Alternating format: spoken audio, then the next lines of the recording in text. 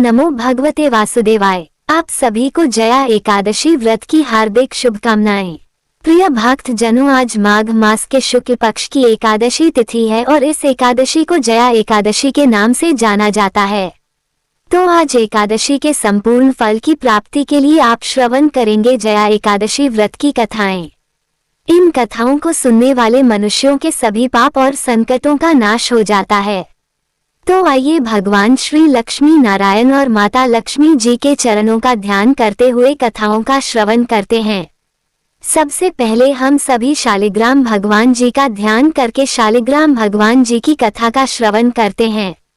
दक्षिण में गोदावरी नदी के तट पर कंकावरी नाम की एक नगरी थी। वहीं पर भक्त रामदास रहता था।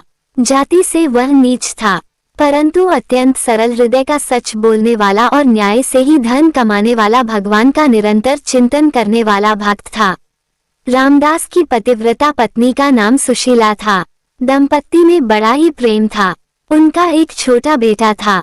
वह भी अपने माता पिता की तरह ही तीनों प्राणियों के पेट भरने पर जो पैसे बच जाते उनसे रामदास अतिथि की सेवा और पीड़ितों के दुख दूर करने का प्रयास किया करता। वो समय समय पर भगवान नाम का संकीर्तन सुनने जाया करता और बड़े प्रेम से स्वयं भी अपने घर पर कीर्तन किया करता। कीर्तन में सुनी हुई यह एक पंक्ति हरि में जैसो तैसो बस तेरो उसे बड़ी प्यारी लगी और उसे याद हो गई। अब तो वह निरंतर इसी पंक्ति को गुनगुनाता हुआ सारे कामकाज किया करता।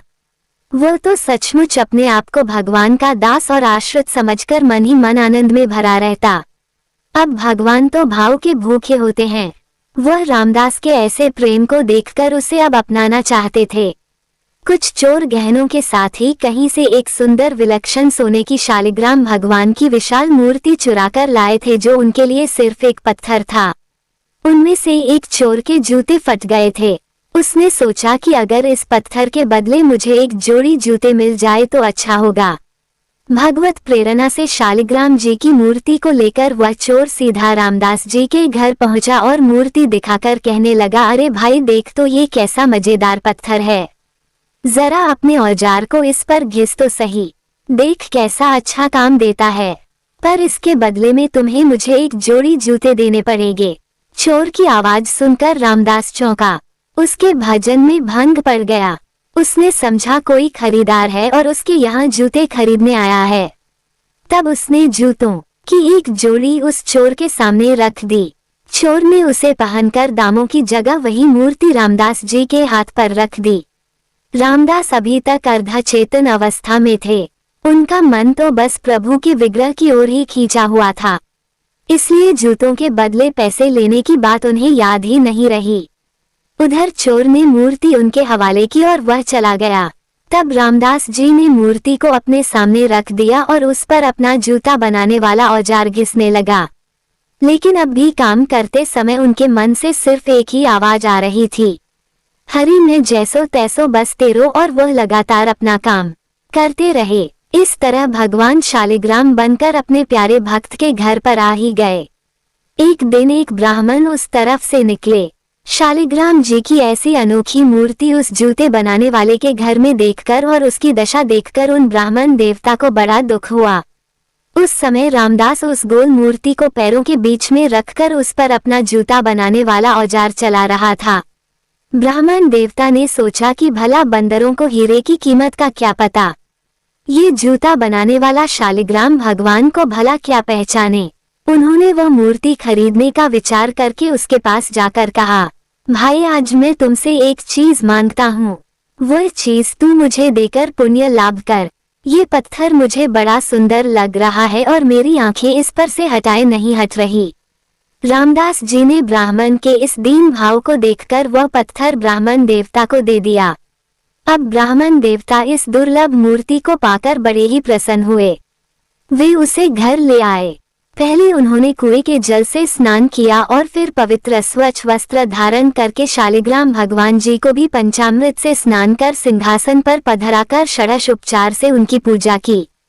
पंडित जी पूजा तो बड़े विधि विधान से करते थे, लेकिन उनके हृदय में वो भक्ति नहीं थी जो भगवान को अपनी ओर खींच सके।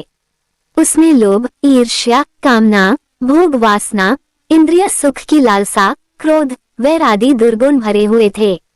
उधर रामदास पढ़ा लिखा भी नहीं था और न ही वह मंत्र वेद उपचार कुछ भी जानता था, न ही वह पूजा के विधि विधान जानता था, लेकिन उसका हृदय बड़ा सच्चा था। उसके मन में लोभ, इच्छा, भोगे, इच्छा, क्रोध और वर आदि का तो नामो निशान तक नहीं था।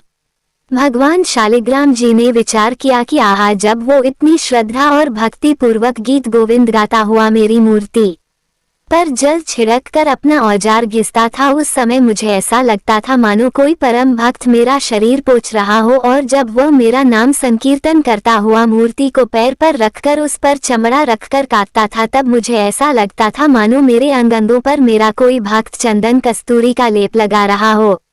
अवश्य ही उसको मेरे यथार्थ स्वरूप का ज्ञान नहीं है, लेकिन उसने तो अपनी सरल विशुद्ध निस्वार्थ भक्ति से मुझे अपने वश में कर लिया है। मैं जैसा विशुद्ध और निस्वार्थ भक्ति से वश में होता हूँ, वैसा दूसरे किसी साधन से नहीं होता।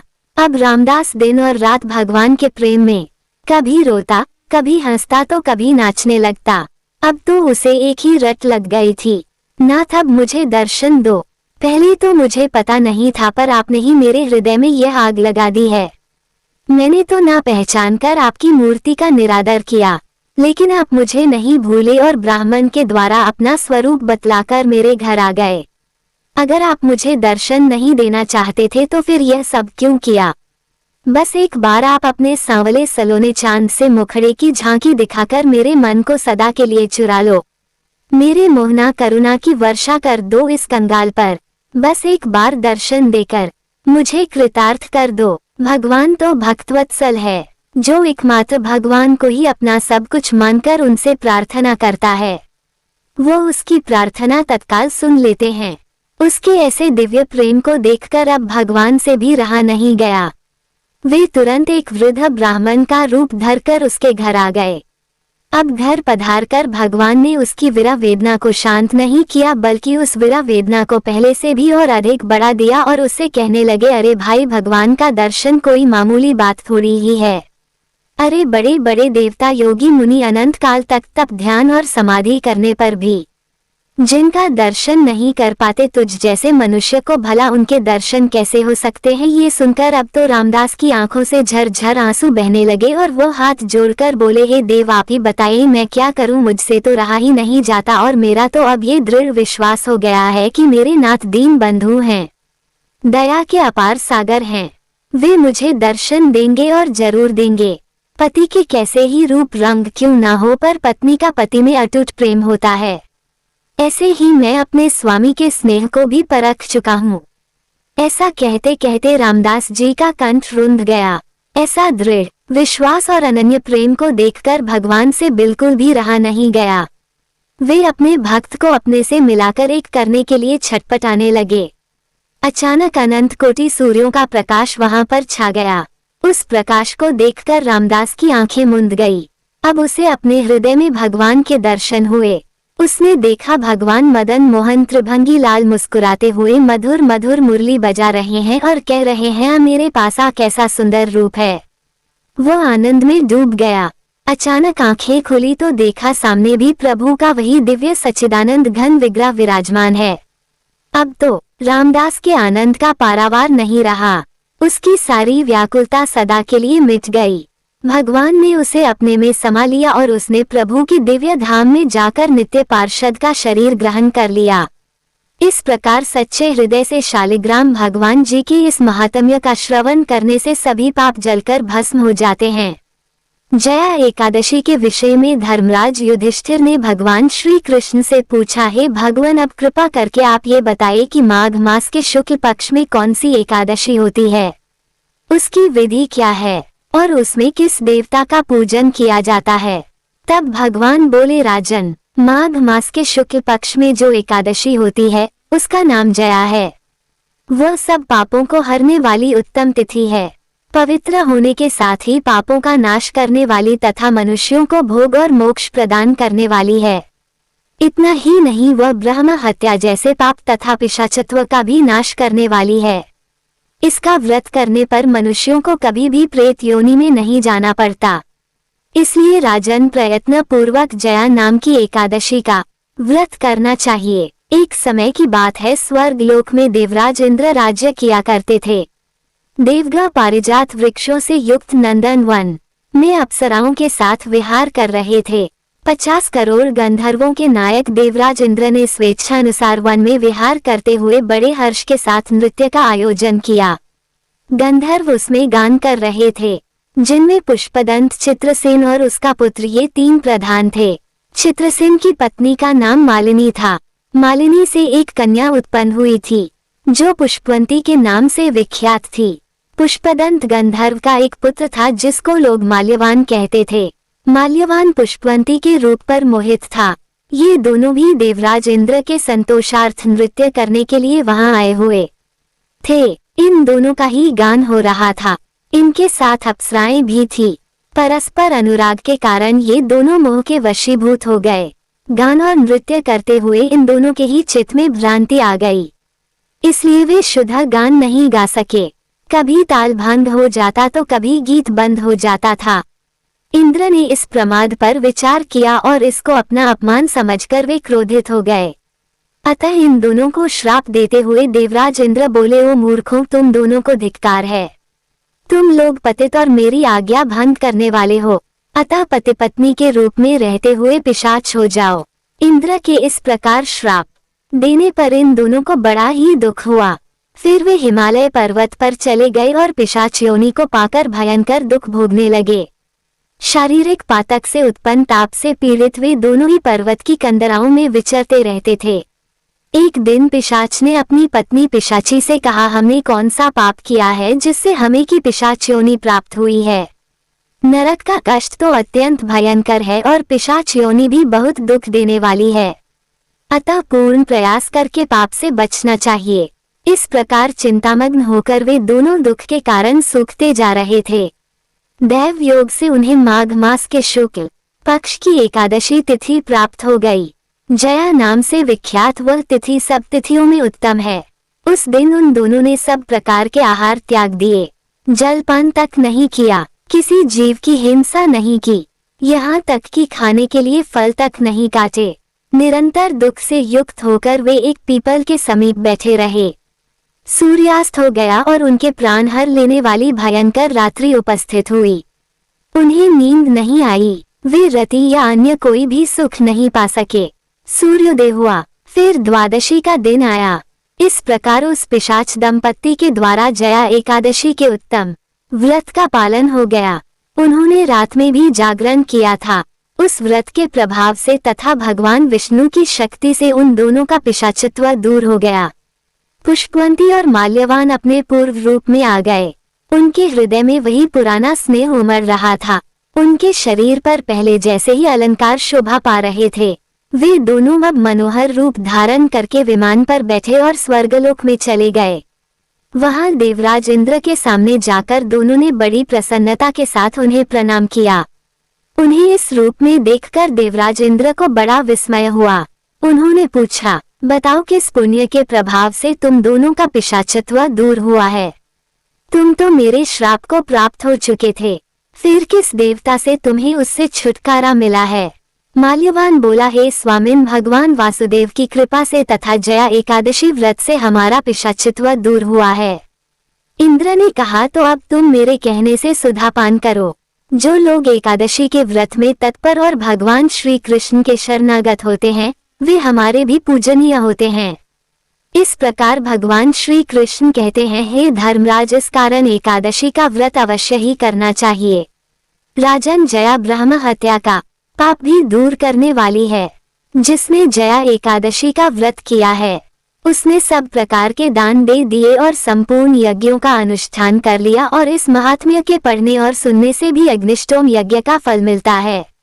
इस प्रकार श्री कृष्ण के श्री मुख से जया एकादशी व्रत का विधि विधान सुनकर फिर धर्मराज युधिष्ठिर ने भी एकादशी व्रत का पालन किया, जिसके प्रभाव से उन्होंने संपूर्ण सुखों को प्राप्त किया और अंत में वे भगवान के प्रिय हो गए।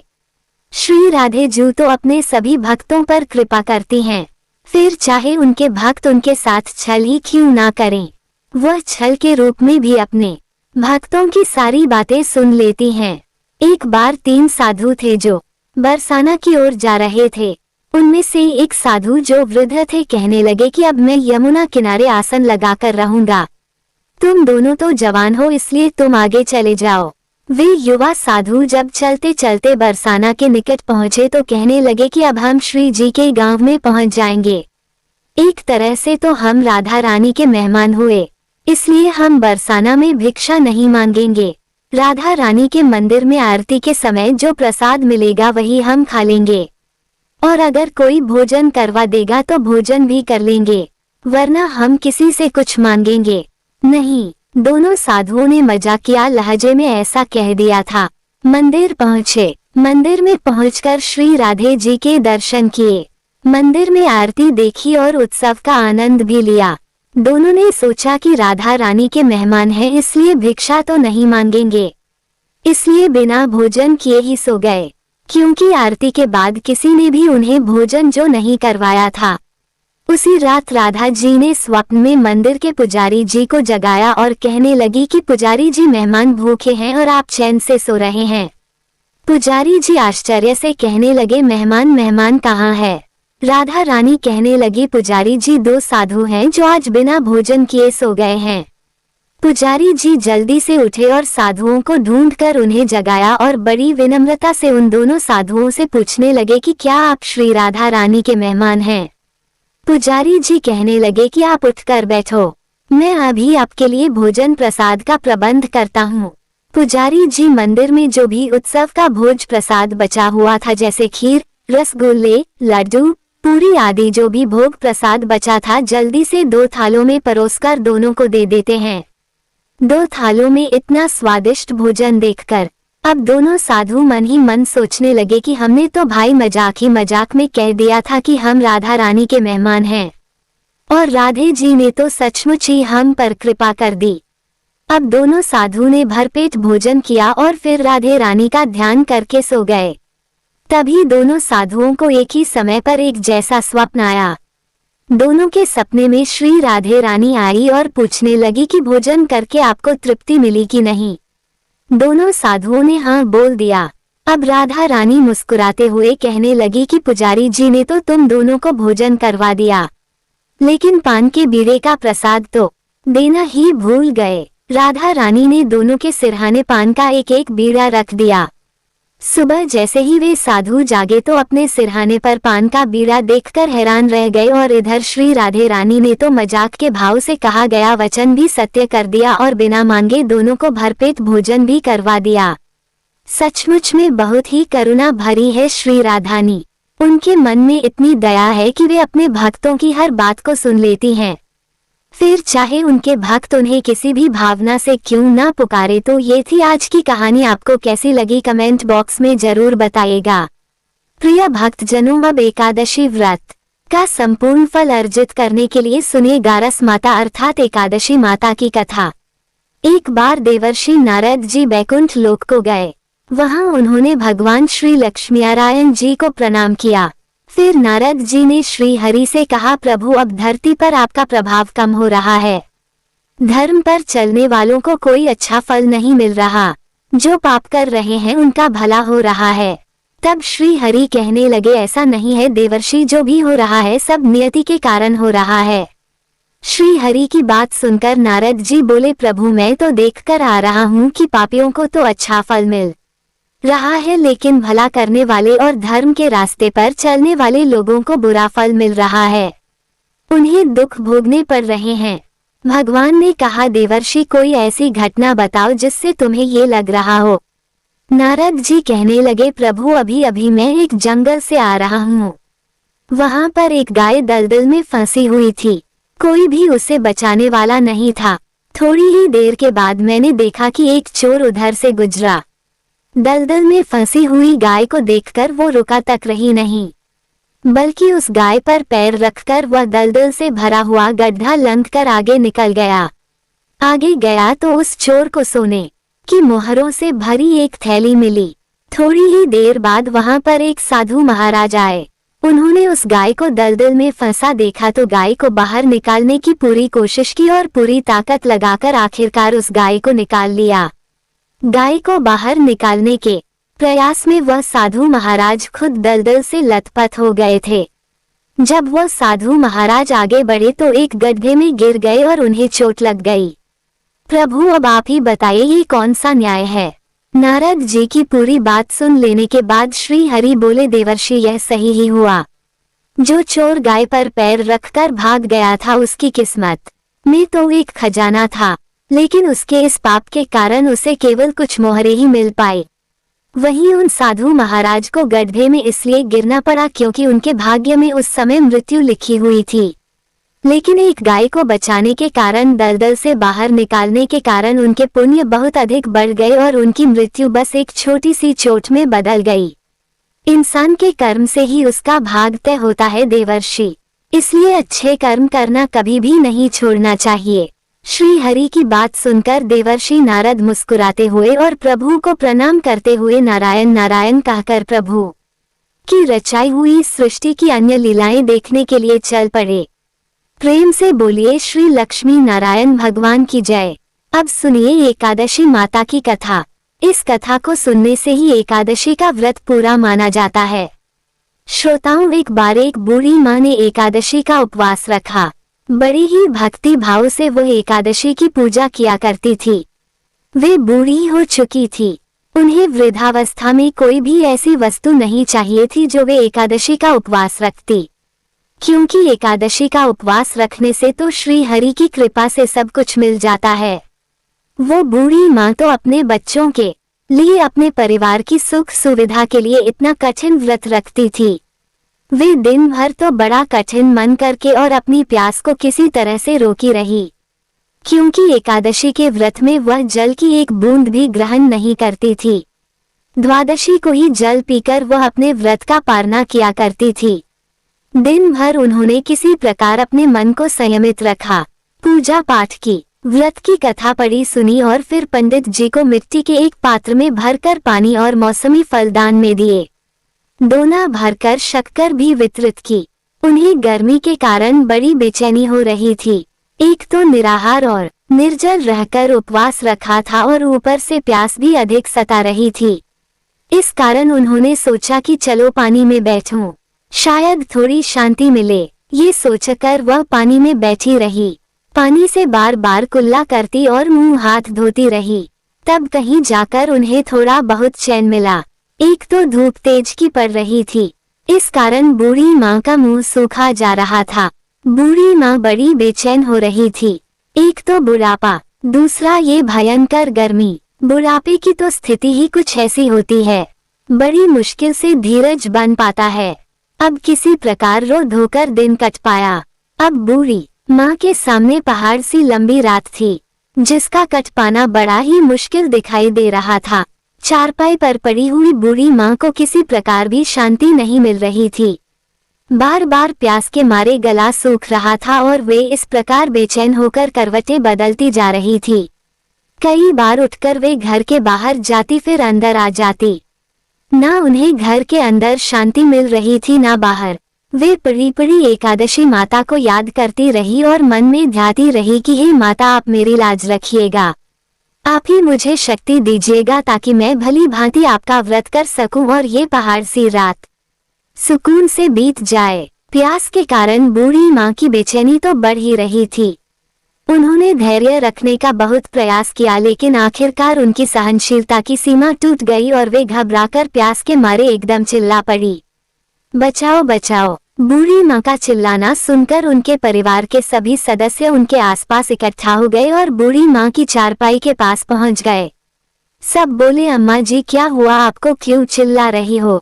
और जब आपसे व्रत नहीं रखा जाता तो इस बुढ़ापे में इतना कठिन व्रत क्यों कर रही हो? अम्मा जी, अगर शरीर में ताकत है तभी तो भक्ति हो पाएगी, आप पानी पी लीजिए। बूढ़ी माँ अपने परिवार जनों से बोली, मेरे तो प्यास के मारे प्राण ही निकले जा रहे हैं, जरा जल्दी से मेरी छाती पर ठंडे पानी का घड़ा तो रख दो। नातियों ने दौड़कर दादी की छाती पर ठंडे पानी का बर्तन रख दिया।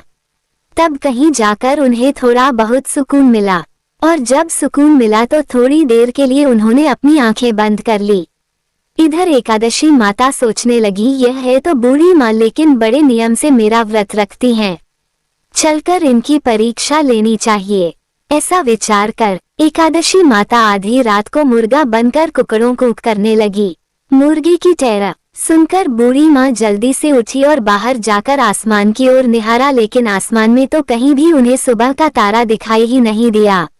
अब वे सोचने लगी कि फिर यह मुर्गा भला क्यों और कैसे बोल गया। एक तो उन्हें प्यास लग रही थी, अब थोड़ा बहुत उनका मन भी बेचैन होने लगा। आखिरकार उन्होंने ये दृढ़ निश्चय किया कि अब तो मैं इस व्रत को पूरा करके ही छोड़ूंगी, फिर चाहे व्रत पूरा होने तक मेरे प्राण ही क्यों ना निकल जाए। मन में ऐसा पक्का निश्चय कर वो वापस चारपाई पर आकर लेट गई। थोड़ी ही देर के बाद एकादशी माता ने उनकी फिर से परीक्षा लेनी चाहिए तो वह एक छोटी सी कन्या का रूप धरकर गिलास में मीठा पानी लेकर उनके सिरहाने खड़ी हो गई और जोर से बोली, दादी जी सवेरा हो गया है, आप हाथ मुंह धोकर शरबत पी लीजिए। पहले तो शरबत का भरा हुआ गिलास देखकर बूढ़ी माँ का मन ललचाने लगा। प्यास के मारे गला जो सूख रहा था, किंतु अचानक उन्हें याद आया कि उनका तो एकादशी का उपवास है। फिर उन्होंने सोचा कि अभी तो वे किसी भी तरह से यह शरबत नहीं पी सकती और फिर वे चुपचाप वापस अपनी चारपाई पर लेट गई। जैसे ही उनकी आंख लगी तभी उन्हें एहसास हुआ कि मानो किसी ने उन्हें पानी से भरे हुए कुएं में पटक दिया हो। वे बहुत देर तक उस कुएं में हाथ पांव चलाती रही, लेकिन इस बीच उन्होंने अपने मुंह में पानी की एक बूंद भी नहीं जाने दी, क्योंकि उनका एकादशी का उपवास जो था और वे पक्के निश्चय के साथ अपना व्रत पालन करती रही। थोड़ी ही देर में उन्हें ऐसा लगा मानो सामने आग जल रही हो। आग के कारण बड़ी भारी गर्मी लगने लगी। प्यास के मारे उनके प्राण निकलने लगे, लेकिन इतना सब होने के बाद भी बूढ़ी माँ ने पानी की एक बूंद भी नहीं पी। वे तो बस चारपाई पर बैठी बैठी एकादशी माता का ध्यान करती रही। अब सवेरा होने में बस कुछ ही समय है, ये जानकर वे बड़ी तसल्ली के साथ इधर उधर घूमने लगी। एकादशी माता अब तक ये बात अच्छी तरह से समझ गई कि इन बूढ़ी माँ को किसी भी प्रकार से अपने व्रत से नहीं टाला जा सकता। वे उनके सत्य व्रत को भली भांति समझ गई थी। अब सवेरा हो गया तो बूढ़ी माँ ने स्नान किया, भगवान श्री हरि का पूजन किया, फिर एकादशी माता की कथा सुनी, ब्राह्मणों को दक्षिणा देकर भोजन कराया, तब कहीं जाकर उन्होंने जल ग्रहण किया। कन्याओं को भोजन कराने के बाद बूढ़ी माँ ने फिर स्वयं भोजन किया और उस श्रेष्ठ व्रत के प्रभाव से बूढ़ी अम्मा की आयु में वृद्धि हो गई। उनकी आयु बढ़ गई, उनका घर परिवार हरा भरा हो गया। अब उनके घर में किसी भी चीज का कोई अभाव नहीं रहा। उनका घर हर प्रकार के सुख साधनों से भर गया। नाती नातिन से उनका घर भर गया और वे उसी दिन से 12 महीने की एकादशी का व्रत करने लगी। एकादशी माता के व्रत के पुण्य प्रताप से इस संसार में हर प्रकार के सुख भोगकर वह बूढ़ी माँ अंत में भगवान श्री हरि के धाम को चली गई। जैसे एकादशी माता ने उन बूढ़ी माँ को और उनके परिवार को हरा भरा किया, वैसे ही ये एकादशी माता हम सभी की मनोकामनाएं पूर्ण कीजिएगा। प्रेम से बोलिए श्री लक्ष्मीनारायण भगवान की जय, एकादशी माता की जय।